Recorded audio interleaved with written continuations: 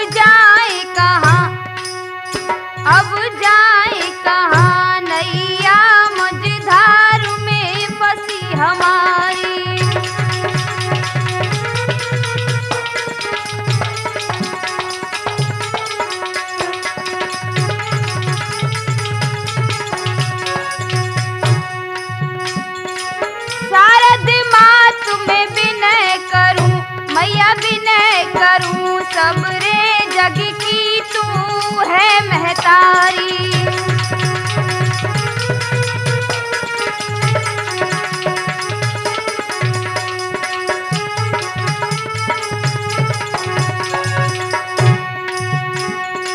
माते सरस्वती कंठ बिराजो, मेरे कंठ बिराज, स्वर की देवी तू है प्यारी।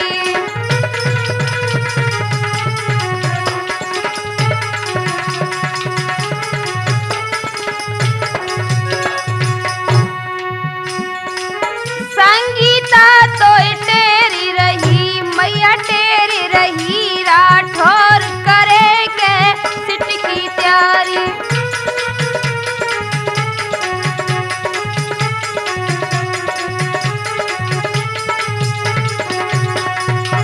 संगीता तो टेरी रही, मैया टेरी रही, राठौर करे के सिट की तैयारी।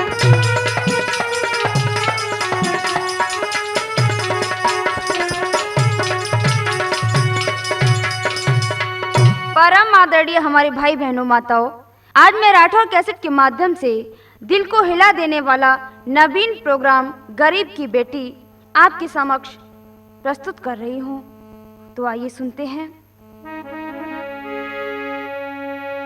मजदूर का मजरा तुम्हें, मजदूर का मजरा तुम्हें राठौर कैसेट में सुनाती हूँ।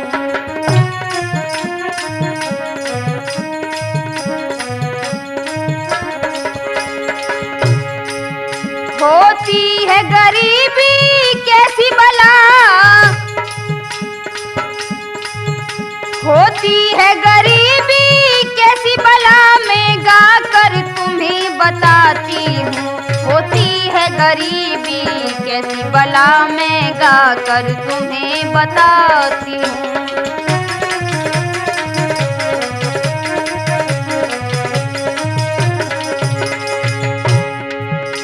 और सुनो, सोने में पला है जो रही, कीमत न गरीबी की जाने। सोने में पला गरीबी की जाने, जिसके ना पाँव बिमाई गई, जिसके ना पाँव बिमाई गई, वह पीर पराई क्या जाने।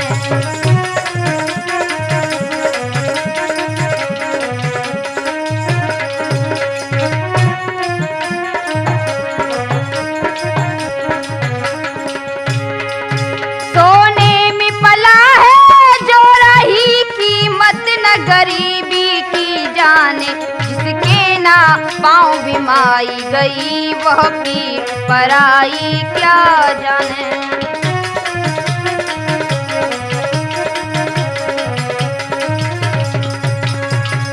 यह सत्य है कि जाके पैर न गई बिमाई, सो का जाने पीर पराई। भाइयों, सोने के टुकड़ों में पलने वाले धनवान क्या जाने गरीबों की जिंदगी क्या होती है। तो आइए प्रसंग की ओर चलते हैं। चरणदास एक पंडित जी थे, निर्धनता में रहते। चरणदास एक पंडित जी थे, निर्धनता में रहते। भोले भाले प्रभु के प्यारे, सबसे हिल मिल रहते। हाँ, भोले भाले प्रभु के प्यारे, सबसे हिल मिल रहते।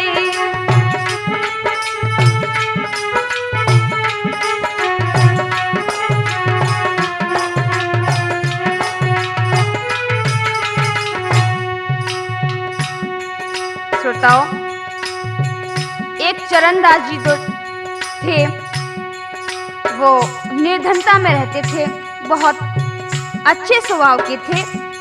उनकी पत्नी का नाम था राधा और उनकी बेटी का नाम था सुधा। तो सुने, पतिव्रता पत्नी थी उनकी राधा नाम की प्यारी। पतिव्रता पत्नी थी उनकी राधा नाम की प्यारी, और निस दिन करे पति की सेवा, सबको लागे प्यारी। हाँ, निस दिन करे पति की सेवा, सबको लागे प्यारी।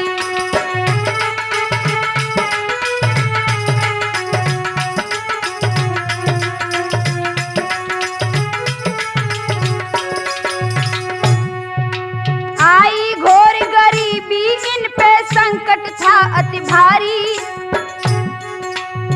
आई घोर गरीबी, इन पे संकट था अति भारी, और रोटी तक ना मिले चैन से, ऐसी थी लाचारी। हाँ, रोटी तक ना मिले चैन से, ऐसी थी लाचारी।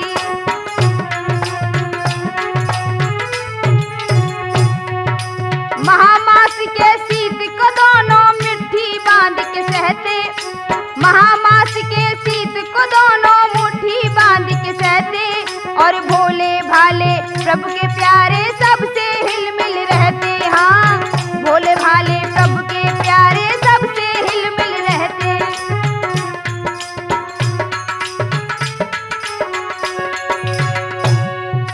और सुनो, ऐसी विकट गरीबी में एक कन्या घर में आई। चरणदास के यहाँ इसी गरीबी में सुधा नाम की लड़की का जन्म होता है। ऐसी विकट गरीबी में एक कन्या घर में आई, और निकली वह भी भाग्य की हेटी, कर्म रेख दुखदाई। हाँ, निकली वह भी भाग्य की हेटी, कर्म रेख दुखदाई।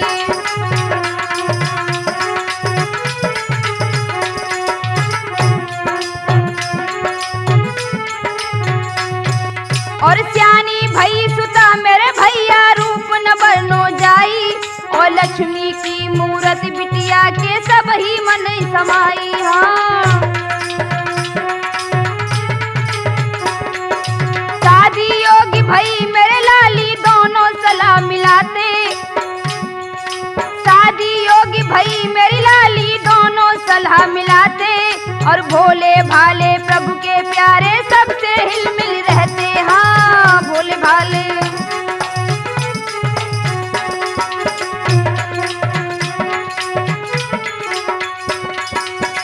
भाई बहनों, चरणदास और उनकी पत्नी राधा अपनी बेटी सुधा को बहुत प्यार करते थे।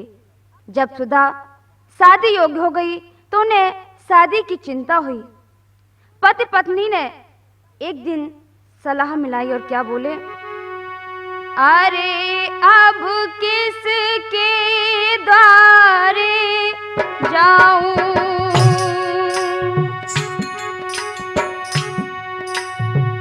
और किसको मन बिथा सुनाऊं।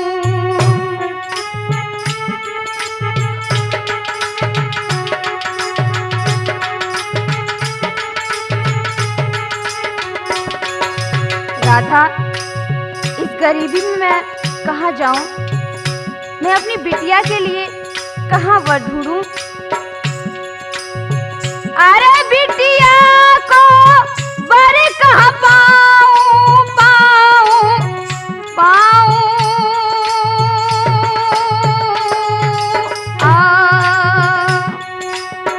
कैसे पीले हाथ कराऊं, कैसे पीले हाथ कराऊं।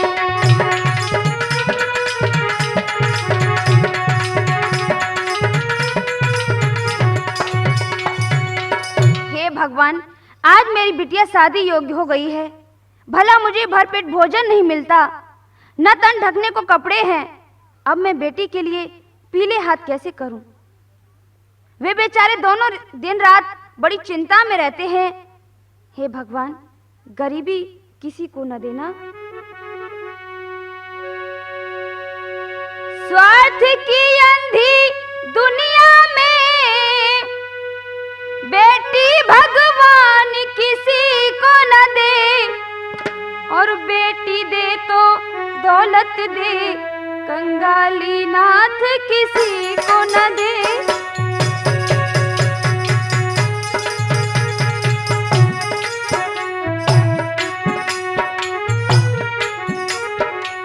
हे भगवान,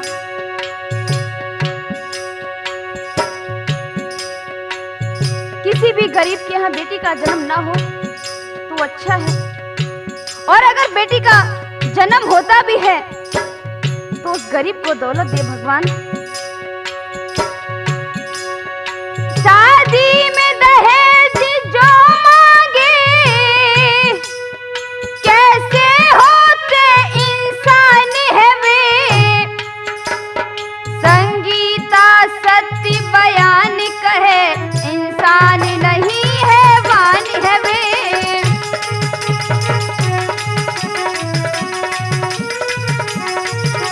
संगीता सत्य बयान कहे, इंसान नहीं है वान है वे।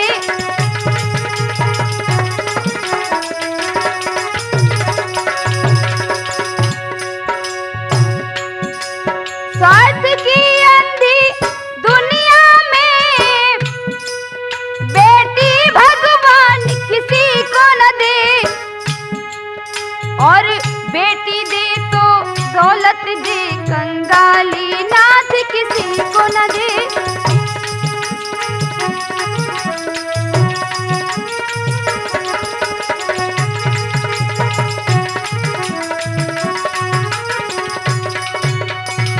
भाई बहनों, एक गरीब की तबाही को सोने के टुकड़ों में पला इंसान भला कैसे जानेगा?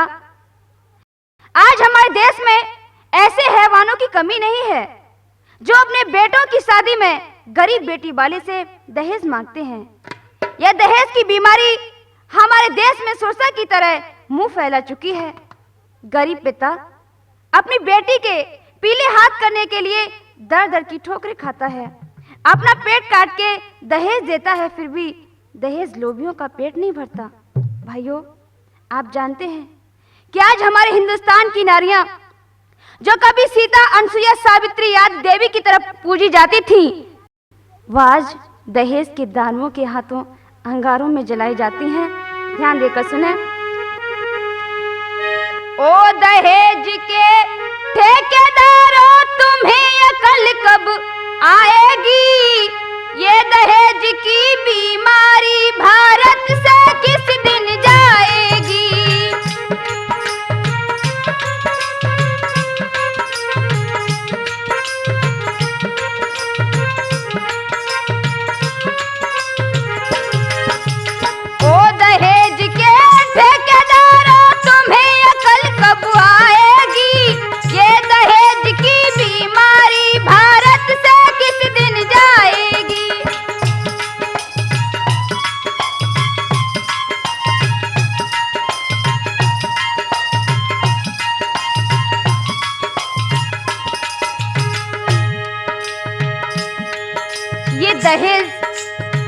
कितना बुरा है, जरा ध्यान देकर सुने।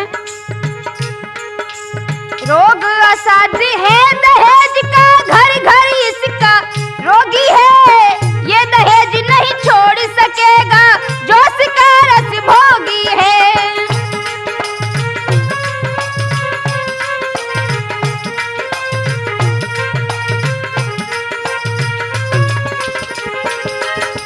पत्थर दिल होता है उनका, होता कोई असर नहीं, लाख खुशामद करने पर भी पैसे में छोड़ी कसर नहीं।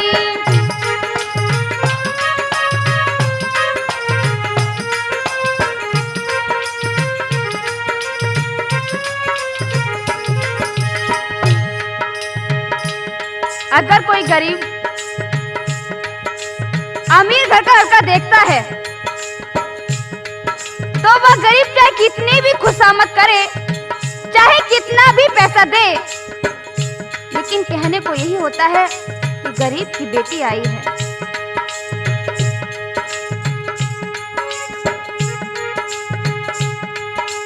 पत्थर दिल होता है इनका, होता कोई असर नहीं, लाख खुशामद करने पर भी पैसे में छोड़ी कसर नहीं।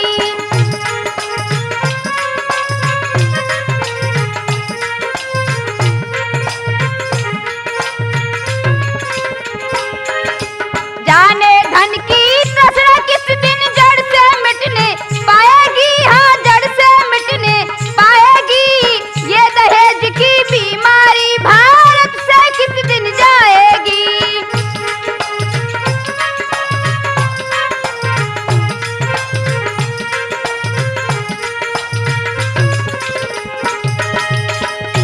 पता नहीं कितनी गरीब की लड़कियां जहर खाती हैं, रेलों से कटती हैं।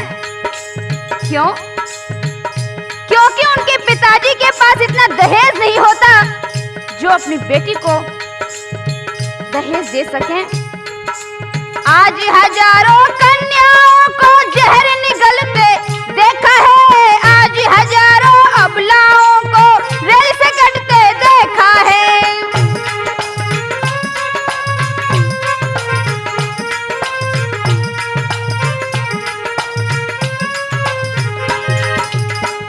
हजारों कन्याओं को जहर निगलते देखा है, आज हजारों अबलाओं को रेल से कटते देखा है।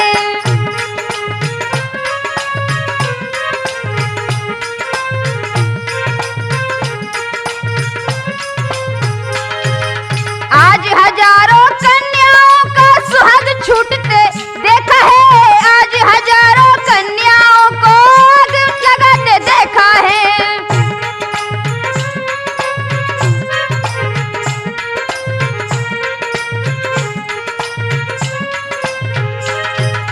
ये जौहर दहेज की ज्वाला किस दिन मिटने पाएगी, ये दहेज की बीमारी भारत से किस दिन जाएगी।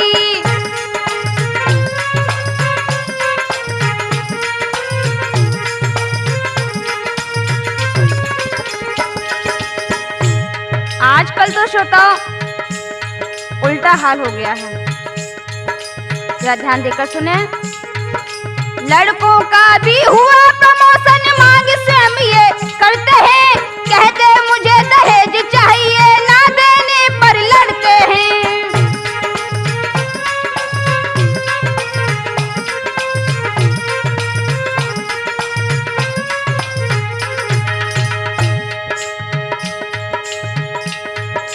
श्रोताओ, आजकल के लड़के हमने ज्यादा देखे हैं कि जो पढ़े लिखे नहीं हैं वो भी हीरो होंडा चाहते हैं, मारुति चाहते हैं, हाथ के लिए एक अंगूठी होनी चाहिए और एक घड़ी होनी चाहिए, और अगर ये नहीं मिला ना तो उनकी जो शादी करते हैं उनकी लड़कियों को मार दिया जाता है, और ऊपर से लड़ते हैं वो तो अलावा में ही। लड़कों का भी हुआ प्रमोशन, मांग से हम ये करते हैं, कहते हमें दहेज चाहिए, ना देने पर लड़ते हैं।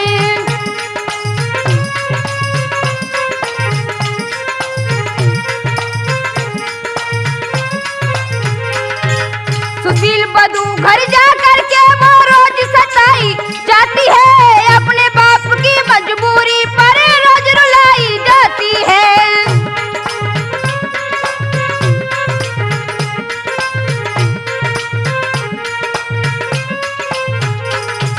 संगीता समझाए कहे अबला कब सबला हो पाएगी, ये दहेज की बीमारी भारत से किस दिन जाएगी।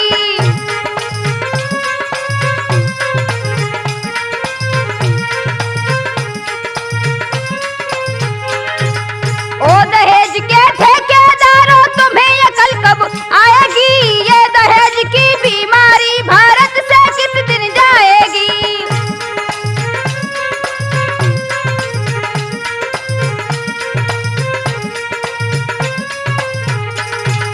लाखों घर बर्बादी हो गई इस दहेज की होली में, अर्थी चढ़ी हजारों कन्याएं बैठ न पाई डोली में।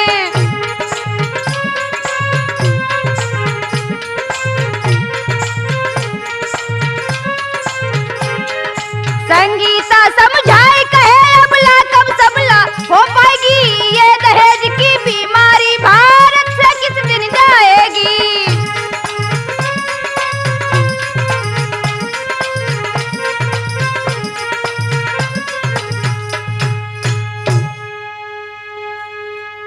भाई बहनों, चरणदास के ऊपर वही गरीबी है, उसके पेट भर भोजन के भी लाले पड़े हैं।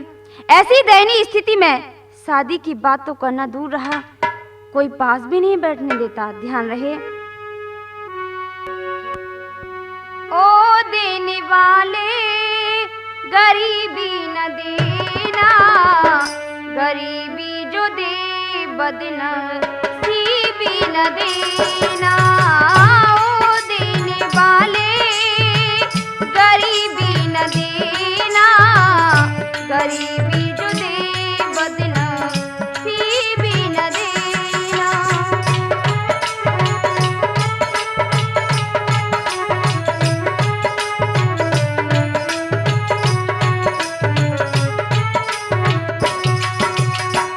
गरीबों की दुनिया इज्जत खरीदे, गरीबों की दुनिया इज्जत खरीदे, इतनी किसी को अमीरी न देना।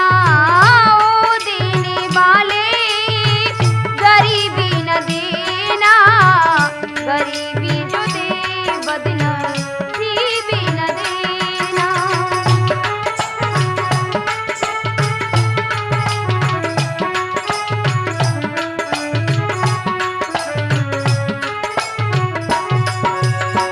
भगवान, हे भगवान, इतनी गरीबी किसी को मत देना।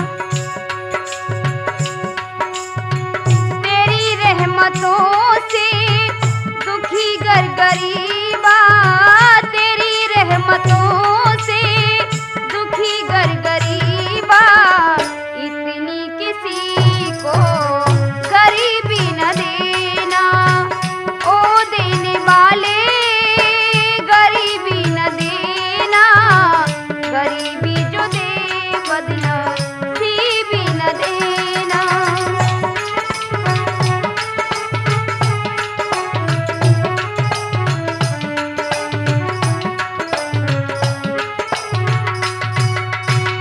आज बेचारा वह गरीब चरणदास अपनी बेटी की शादी के लिए जहां भी जाता है वहां उसे निराश होना पड़ता है।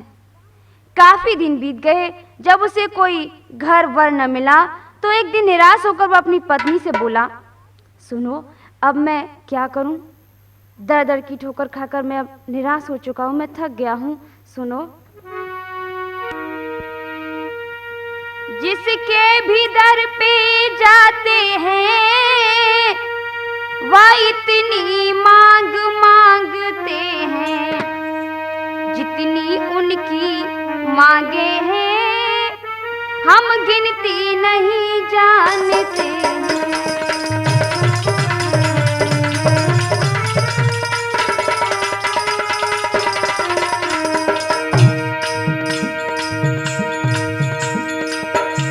सुनो, मैं जिसके भी घर जाता हूँ,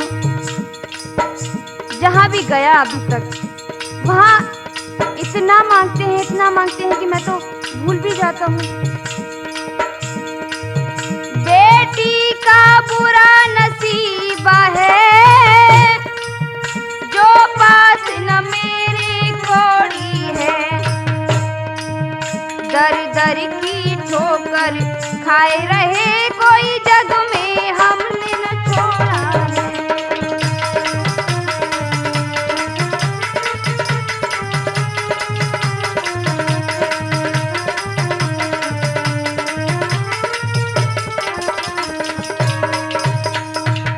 प्यारी, अब कोई उपाय मेरी समझ में नहीं आता। मैंने ऐसी कोई जगह नहीं छोड़ी जहां मैं नहीं भटका, लेकिन किसी ने भी हमें पैसे के बिना अपनाया नहीं। प्यारे भाई बहनों, आज वह बेचारी सुधा अपने भाग्य को कोसती है और माता पिता की मजबूरी को देखकर कोने में बैठकर फफक फफक फफक कर रो लेती है। और कभी कभी उसके दिमाग में आता है कि मैं अपनी आत्महत्या कर लूं। गरीब की बेटी अंगारों में जलती, हाथों में नहीं चूड़ियां मेहंदी को तरसती।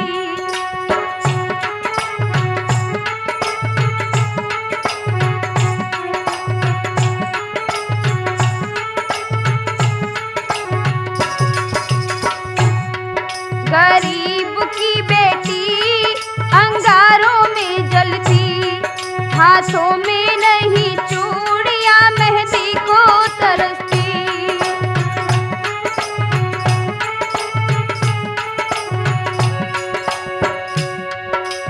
बताओ, आज सुधा ये सोच रही है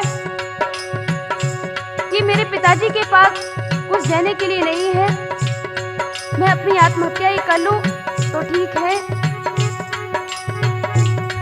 गरीब की बेटी अंगारों में जलती, हाथों में नहीं चूड़ियां मेहंदी को तरसती।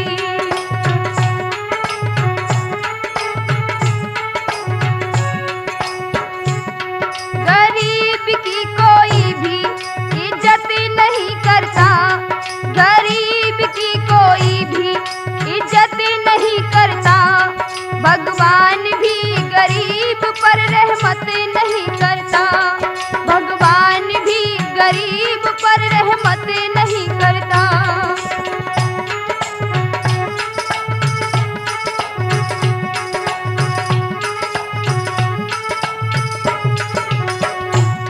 गरीब की कैसी भी किस्मत नहीं बदलती, हाथों में नहीं चूड़ियां मेहंदी को तरसती।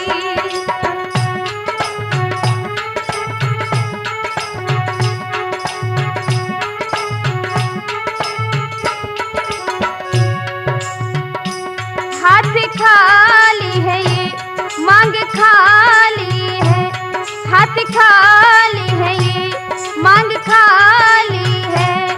गरीब की बेटी की किस्मत निराली है, गरीब की बेटी की किस्मत निराली है।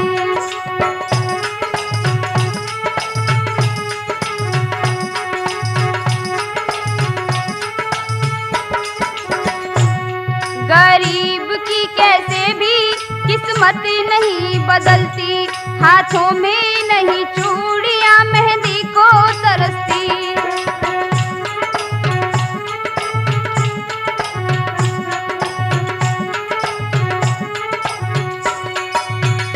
यह है गरीबों की कन्याओं की किस्मत। भाइयों, चरणदास शरीर से रोगी होने के कारण घर पर रहते हैं और उनकी पत्नी राधा पेट की खातिर मजदूरी करने जाने लगी। एक दिन श्रोताओं, उस दुखिया पर ऐसा पहाड़ टूटा कि जैसे ही मजदूरी करके शाम को घर आ रही थी तो रास्ते में एक सर्प ने उसे डस लिया। गजब हो गया। अब तो वह सुधा सुधा कहकर चिल्लाने लगी और थोड़ी देर में ही वह जमीन पर धड़ाम से गिर गई। खबर सुनकर चरणदास और उनकी अभागी बेटी सुधा भी मां के पास आ गई। अंतिम समय में राधा ने रतनदास से क्या कहा? मझधार में नैया डूबी मैं पार नहीं लग पाई रे।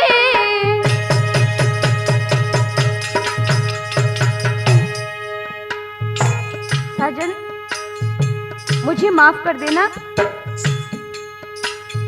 मैंने अपनी बेटी के साथ कोई फर्ज नहीं निभा पाया, कोई भी फर्ज नहीं निभाया। मझधार में नैया डूबी मैं पार नहीं लग पाई रे। मैं कितनी अभागी हूँ,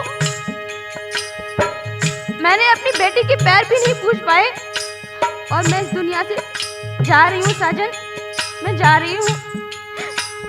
दिल की दिल में रही लली के पैर पूछ ना पाई रे।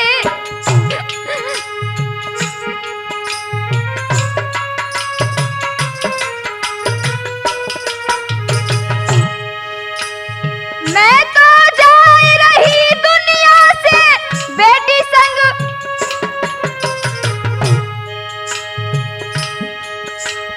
मैं तो जा रही दुनिया से बेटी संग फर्ज निभाइयो रे। संयोग सुशील सुखी घर में मेरी बेटी को ब्याह रचाइयो रे।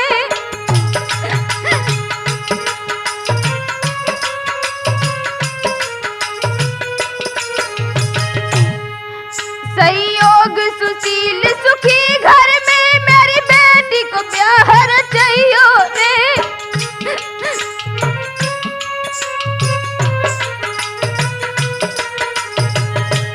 साजन, मैं तो जा रही हूँ, मैं अपनी बेटी की शादी को नहीं देख पाऊंगी, लेकिन साजन, स्वामी, मेरी बिटिया को ऐसे घर में करना जहाँ पर कोई तकलीफ ना हो।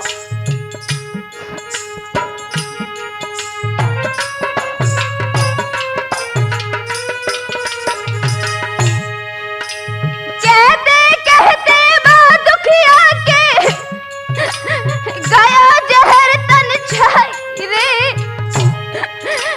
ले गई जान छिड़ाए गरीबी गम की अंधेरिया छाई रे।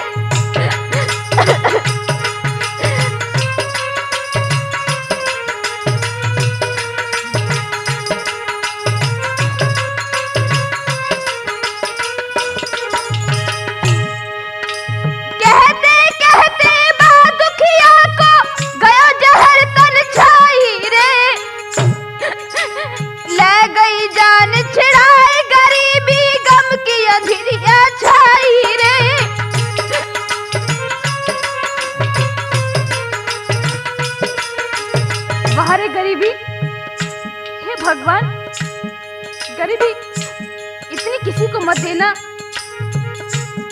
भैया हाय हाय चिल्लाए सुधा मैया पे गिर गई है। भैया हाय हाय चिल्लाए सुधा मैया पे गिर गई है।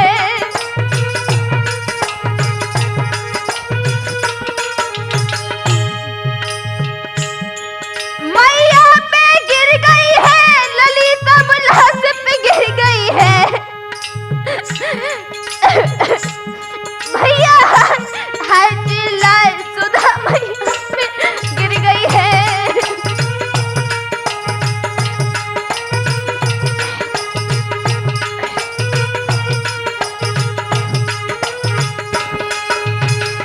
भाई बहनों, आज उस गरीब की पत्नी अपने गरीब पद का दामन छोड़कर दुनिया से दूर चली गई। अब तो चरणदास की जिंदगी बोझ बनकर रह गई। शरीर इतना जर्जर हो गया कि मजदूरी करने के योग्य भी नहीं था। पत्नी के मरने का गम, इधर घर में जवान बेटी शादी के योग्य। आज चरणदास फूट फूट कर रोने लगा। भगवान से दुआ करता है कि प्रभु मेरी बेटी से मुझे उद्धार कर दो। इधर तो भाइयों चरणदास अपनी बेटी को समझाता है और अच्छी शिक्षा देता है। दूसरी तरफ भगवान की कृपा से एक दूसरे गांव में रमन दास रहते थे, जिनकी पत्नी का नाम किशोरी था। थे रमन दास गुणवान, सुनो धर ध्यान की कथा गारी। थी कुटिल क्रूर चंडाल रे बा पंडित की घरवारी।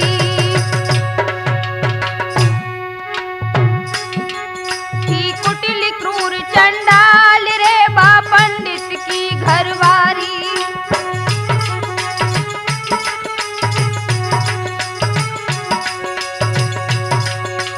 सूरज उनका पुत्र बड़ा सुचरित्र था, आज्ञाकारी था आज्ञाकारी।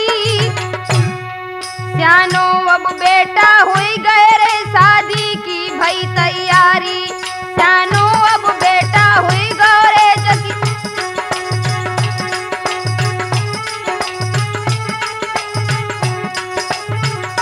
भाइयों, रमन दास तो बड़े उदार हृदय के थे, लेकिन उनकी पत्नी किशोरी बड़ी कुटिल और क्रूर थी।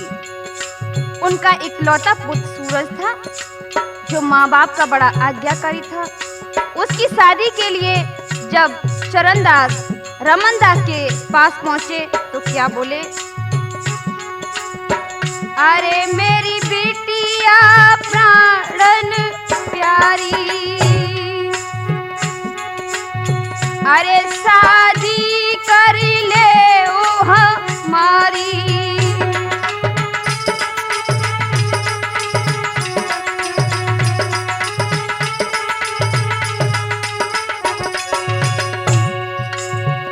अरे घर में है अति लाचारी लाचारी चारी।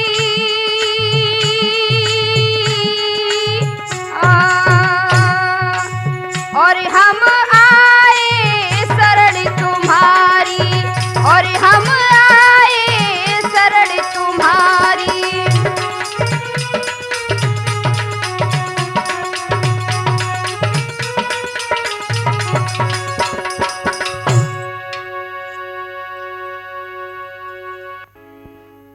भैया, मैं आपके पास शादी की इच्छा लेकर आया हूँ। आपके लड़के के लिए मैं अपनी बेटी की शादी करना चाहता हूँ, लेकिन भैया मेरे पास दहेज के लिए एक पैसा भी नहीं है। मैं बहुत लाचार हूँ, दया करो मेरे ऊपर। भाइयों, चरणदास की बात सुनकर रमन दास को उस पर दया आ गई। उन्होंने उसकी बेटी पर प्रसन्न होकर रिश्ता पक्का कर दिया और घर आकर अपनी पत्नी से बोले, प्यारी देखो, आज मैं अपने बेटे की शादी पक्की कराया हूँ। भैया, इतनी सुशील लड़की है, मैंने तो कहीं देखी ना है। बहुत अच्छी लड़की है। ऐसी लक्ष्मी को पाकर हमारा घर स्वर्ग जैसा हो जाएगा। भाइयों, रमन दास ने इस प्रकार चरणदास और उसकी बेटी की बड़ी प्रशंसा की, लेकिन उसकी गरीबी का जो हाल था वो नहीं बताया। अपने पति की बात सुनकर वह बोली, सुनो, शादी क्या मैं ऐसे थोड़ी ही कर लूंगी। शादी में तो मैं बहुत दहेज लूंगी। अभी तक अपने बेटे को बड़ा किया, इतना पढ़ाया और इतना खर्चा किया। वो खर्चा तो हम अपनी बेटे की शादी में ले ही लेंगे। क्या बोली वो? अब तक पैदा तुम करते थे, सुनो साजन, अब तक पैदा तुम करते थे, कल से मेरा पुत्र कमाएगा। जब शादी करूं लाडले की, दहेज से घर भर जाएगा। जब शादी करूं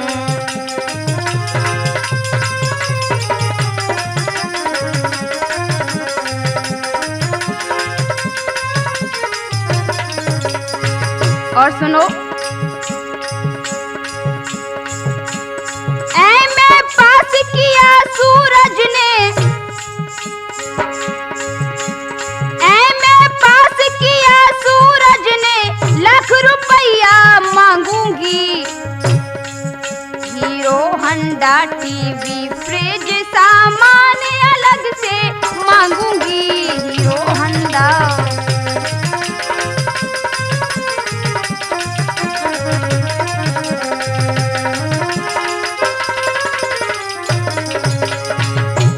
वाह, तुम तो बड़ी जल्दी रिश्ता तय कराए।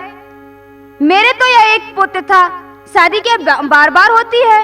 हम तो आस लगाए बैठे हैं कि अपने बेटी की शादी में दाब के पैसा लूंगी और पूरा सामान लूंगी। रमन दास बोले, देखो चिंता मत करो, हमारे पास भगवान का दिया हुआ सब कुछ है। हमें तो केवल सुशील बहू चाहिए, और फिर वह भी अपनी सामर्थ्य के अनुसार बेटी को कुछ न कुछ दान के रूप में जरूर देगा। भाइयों, जब धीरे धीरे शादी का समय आया तो हुआ क्या, बारात लेकर रमन दास जब गरीब के घर में आए,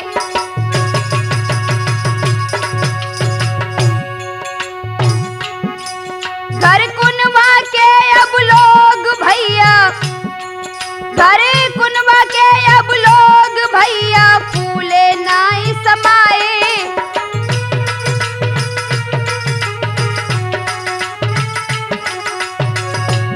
शादी के समय तो वैसे भी बहुत खुशी होती है, तो बहुत खुशी है, बहुत खुशी। महाराज खुशी आज सुधा मनाती है, ससुराल में सुखमय मिले प्रभु से दुआ मनाती। ओ मेरी सामरिया, हाँ हाँ सामरिया, ओ मेरी सामरिया, हाँ हाँ सामरिया, अंगना में सजना मेरे आई गए हैं और लाई बारात सजाए। मेरे सामरिया, अंगना में सजना मेरे आई गए हैं।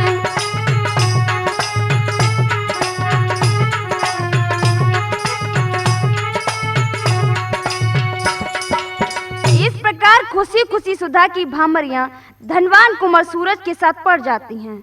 सुधा के बाबुल भीगी आंखों से अपनी बेटी को गले लगाकर विदाई देने लगे। बाबुल की दुआएं लेती जा, जा तुझे सुखी संसार मिले।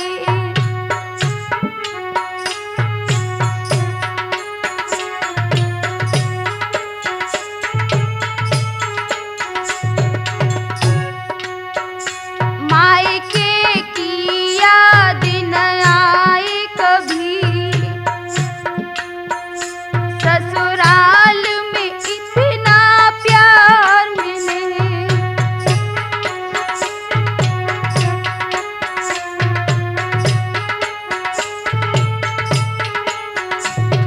श्रोताओ, आज चरणदास अपनी बेटी को गले लगा लेते हैं और कहते हैं, बेटी तुमने अभी तक जो समय गरीबी में बिताया है, भगवान करे वो गरीबी तुम्हें उस घर में ना मिले।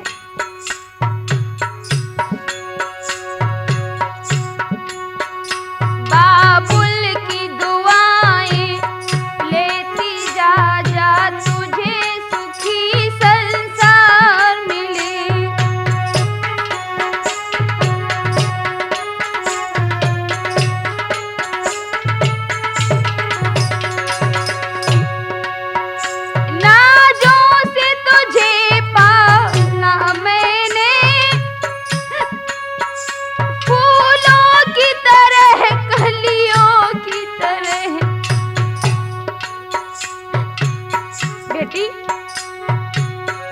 मेरे पास इतनी गरीबी होने के कारण भी मैंने कभी तुमको दुख नहीं दिया। आज चरणदास रो रहे हैं। नाजों से तुझे पाला मैंने, फूलों की तरह कलियों की तरह, बचपन में झुलाया है तुझको बाहों ने मेरी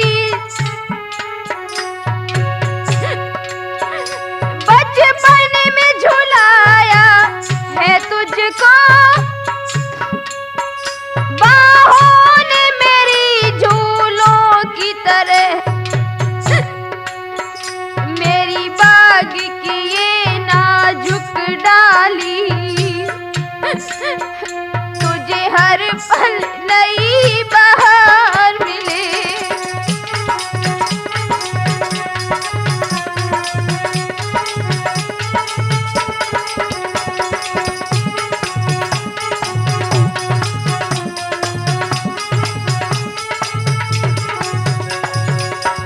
हे भगवान,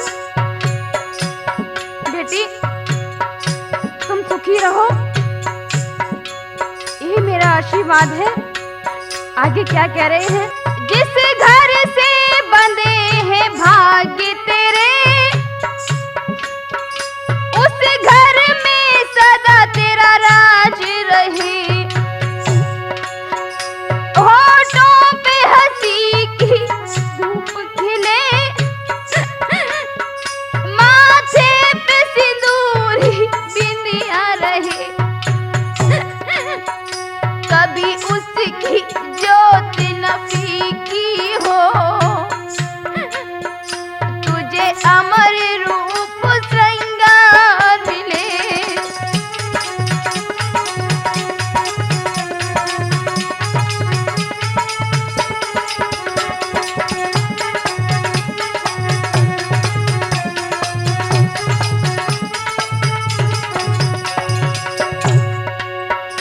बीते तेरे जीवन की घड़ियां, आराम की ठंडी छाँव में, कांटा भी ना चुभने पाए। कभी लाली तेरे पाँव में, उस द्वार से भी दुख दूर रहे। जिस द्वार से तेरा द्वार मिले।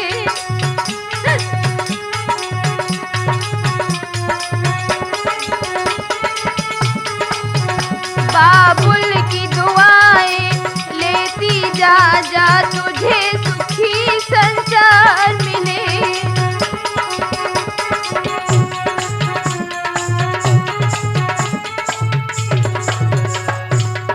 इस प्रकार भाइयों, अपनी बेटी को चरणदास ने भीगी आंखों से विदा किया।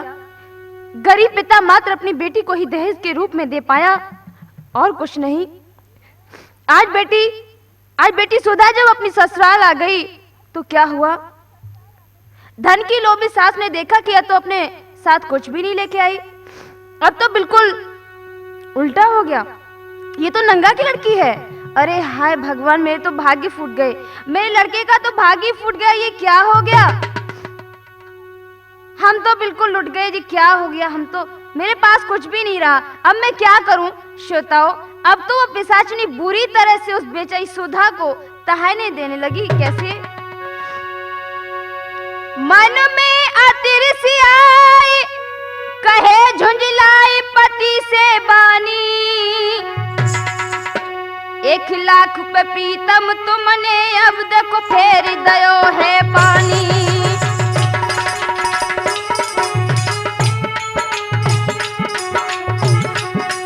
1,00,000 पे प्रीतम, अब तुमने देखो फेर दयो है पानी।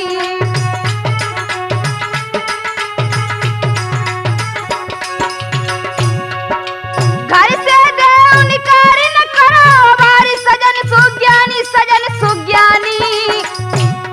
नहीं बिरथा में हुई जाए रे जग प्राणन की अब हानि। नहीं बिरथा में हुई जाए रे जग प्राणन की हानि।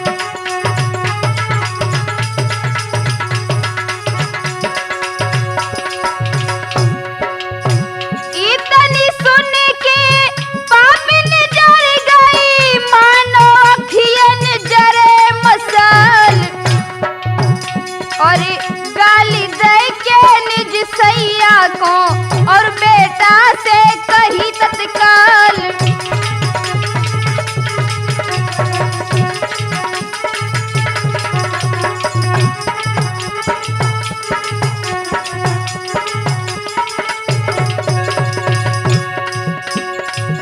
अपने बेटे से कहा, सुनो बेटा, ये तो अपने घर में एक कलंकनी आ आ गई, अपने साथ कुछ भी नहीं लेके आई। जब अपनी मैया को परेशान देखा है तो सूरज क्या बोला? व्याकुल देखी है जब मैया छैया सूरज कही सुनाई, काहे को मैया पागल हुई गई, कौन सी चिंता गई समाई।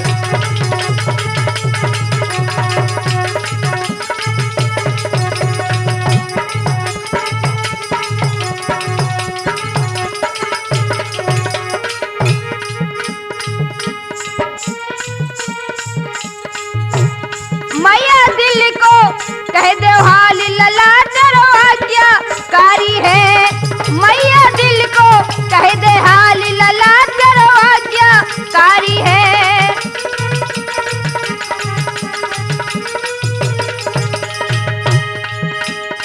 आज्ञाकारी है लला तेरो आज्ञाकारी है, मैया दिल को कह दे हाल लला तेरो आज्ञाकारी है।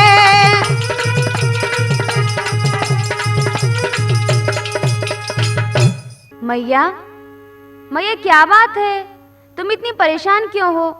तो वह डाहिन बोली, बेटा तेरी बहू तो कंगाल की बेटी है, वह अपने साथ कुछ भी दहेज लेके नहीं आई। बेटा अगर तुम मेरे पुत्र हो तो इसे मार दो या घर से निकाल दो।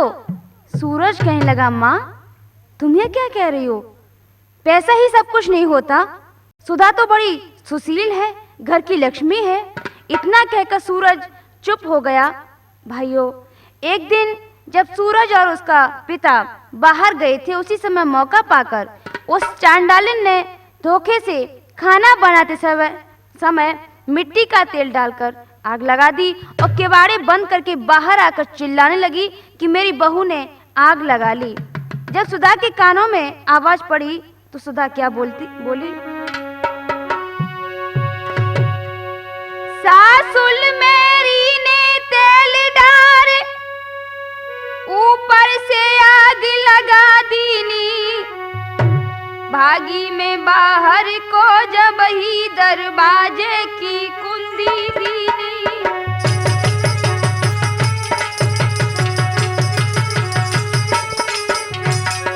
जैसे ही उसके ये शब्द सुनने हैं कि बहू ने आग लगा ली तो वहां पर भीड़ एकत्रित हो गई और सुधा के कानों में जब ये आवाज पहुंची तो वो जलते हुए बोली, भाइयों ऐसी कोई बात नहीं है, मेरे आग तो सास ने ही लगाई है। मैया मैया चिल्लाती रही पर सास न तनिक पास आई, हूँ पिता गरीब की मैं बेटी इस कारण दया नहीं आई।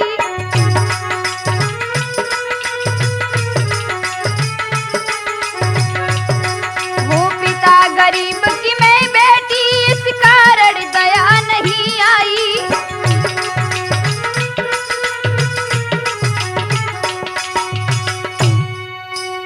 मेरी अंतिम इच्छा ये है कि मेरे गरीब पिता को बुला दो जिससे मैं अपने पिता के दर्शन कर लूं।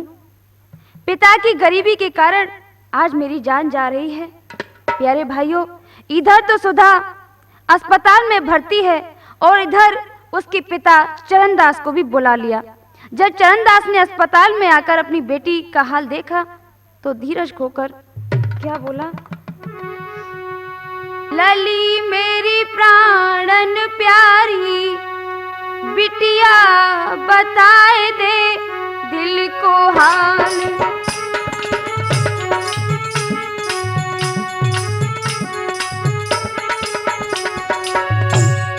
बिटिया लली तुझे क्या हो गया, ये मैंने तुझे कैसे पाला था बिटिया, लेकिन आज तुझे क्या हो गया। लली मेरी प्राणन प्यारी बिटिया बताए दे दिल को हाल।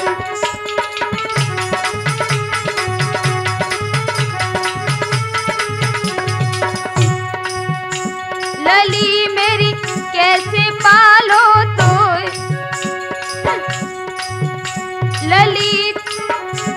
लली मेरी कैसे पालो तो, नींद में बिटिया क्यों रही सोए।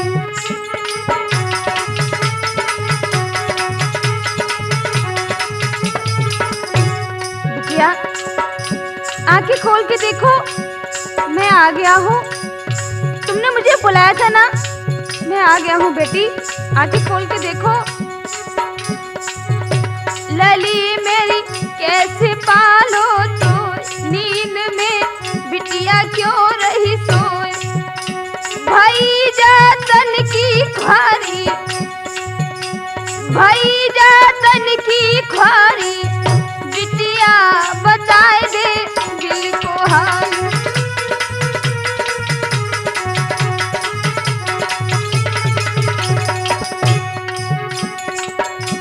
अरे बिटिया निक आंखें खोल, अरे बिटिया निक आंखें खोल, लली निक अपने मुख से बोल।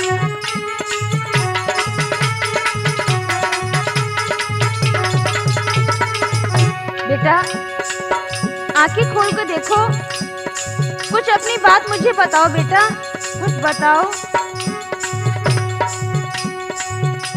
अरे बिटिया निक आंखें खोल, लली निक अपने मुख से बोल। रोई रहो बाबुल तेरो, बिटिया बताए दे दिल को हाल।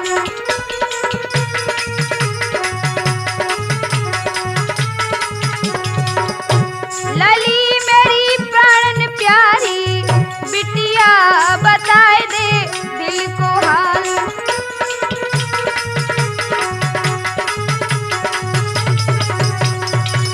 भाइयों, अंतिम समय में जब अपने गरीब पिता की आवाज सुधा ने सुनी तो वो छटपटाने लगी।